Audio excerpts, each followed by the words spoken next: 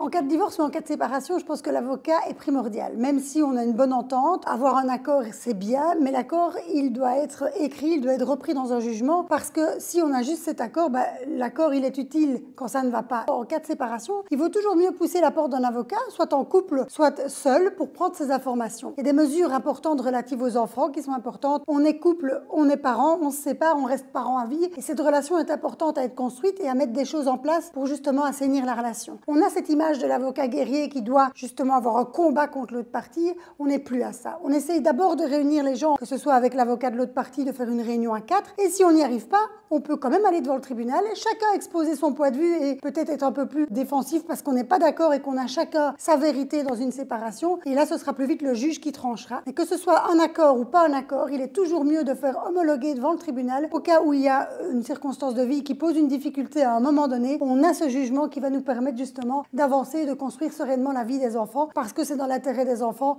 encore plus que l'intérêt des parents, mais la valeur familiale pourra ainsi rester positive. Et pour le divorce, c'est pareil. Vous pouvez faire les divorces par notaire et on pense toujours que le notaire est là pour faire les consentements mutuels et les accords, c'est chez le notaire. Eh bien, c'est une idée fausse parce que les accords peuvent aussi s'homologuer chez les avocats et on peut justement se réunir avec les avocats des deux parties pour dégager ensemble des solutions constructives, ce à quoi je vous encouragerai dans un premier temps.